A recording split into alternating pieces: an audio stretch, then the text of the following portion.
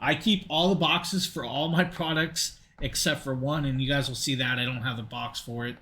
But the EKSA 5.8, definitely really low latency. I mean, the latency is almost so low that it's just unphenomenally cool. It does have a microphone, or a couple chips in it that basically wired. Yeah, so that is another thing. Good catching that. I will actually show you guys this inside here. You guys have an option, though. If you guys really want, you can wire it. You can make it wired. Does come with carrying case. This is another little cool option that I kind of like. You know, nice cinch strap carrying case for it, which is really nice. It's actually really, really strong. Made out of, yeah, I mean, this is the strongest carrying case that I've ever found with the headset.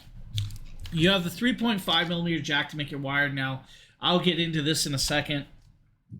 The charging cable is basically a USB to USB-C. They give you this small flimsy one. I've been using my phone cord for it, but I'm going to tell you right now, you got to make sure it's nice and skinny if you have it, because it won't fit in. And I'll actually show you guys this. Where it's at, if it's not skinny enough, it will not fit in here properly. So some USB-C cords will not fit in that. Second on these, that lights up to show you that it's on and works. You have your power button. Power, you have to hold it down for a couple seconds to power it up or off. You also have the microphone mute button.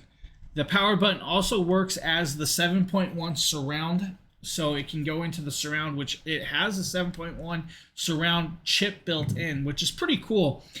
I'm actually shocked that it actually has that built in. You have memory foam cuffs, which is really nice, really soft, fit on your head, no issues. The band is well built. I mean, I can bend it, no issue. Now, I don't suggest bending it farther than that, but you definitely could.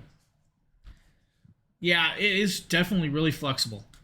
Now, this right here is actually the microphone. This is an omnidirectional microphone, but it is also noise canceling with noise suppression. But the best part about this is it actually retracts out. Comes over. You can adjust it to any position you really, really want. I technically just leave it in. I mean, you can pull it out if you guys really need. Now, there's some options on this that they claim that it can do and can't do. And one of the things is it says it works for PS4s, PS5s, your Xbox Ones, and your Xbox Series S. Now, with your Xboxes, I'm going to point this out, and this is going to be a little hiccup issue. But to do this, I got to pull the dongle out. So, Justin, I can't hear you when you talk for a couple minutes. That's fine. So, the dongle. This dongle right. If not. Here's the dongle. To use this for the Xbox, you got to plug this into the USB on the Xbox or your TV. Connect the 3.5 from here to your controller. To me, that's just kind of redundant, because you want it to be wireless. Why would I want to be wired, for certain things? The PlayStation 5 I could not test, or the PlayStation, unfortunately, because I do not have those. So I could not test those items with that. 10-hour battery life, which I've actually tested, and I was getting about 11 hours, but I think that's because I use a lower volume. If you go to higher volume, of course, you're going to use more of the battery life, which is just normal with most products. Like if you have a phone, the brighter the screen, the less battery life you're going to have. It's the same with headsets. If you use the headsets at extremely high volume, your battery life will be cut shorter. Justin can probably contend with that with some of his products, because I know he uses wireless headsets and stuff too. Yep. Now, another thing, like I said, the 7.1 surround software, it does have a software built in, which is pretty cool. It has the chip built into the headset to give you that 7.1 surround.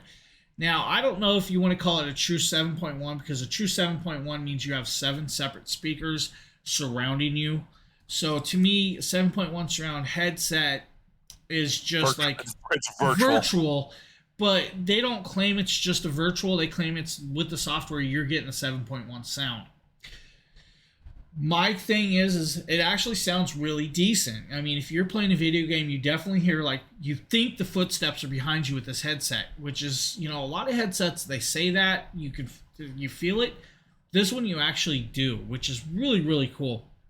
Gunshots, you can almost like pinpoint a gunshot where it's coming from, in like let's say Red Dead or New World or something like that. You can actually pinpoint kind of the direction it's coming from with this headset. Very decent, very, very nice, comforting feeling to know that it will do that. With music, I've noticed that if you're like listening to heavy bass music, it's really decent up to about 85%. You go a little past 85%, you're getting a little bit of a what I call distortion sound or not proper bass sound, which isn't a big issue. I mean, a lot of people are not going to be blaring these at 100% listening to music all the time. I mean, I don't unless I'm in my car, and that's a whole nother story and probably a different stream. So that is yeah. Oh yeah, I could. But that is the EKSA's E910 5.8 gaming wireless headsets. If you guys have any questions, please feel free to ask about them. Because I actually really love these headsets. I didn't think I was going to love them as much as I did, and they actually became a staple into my living room. So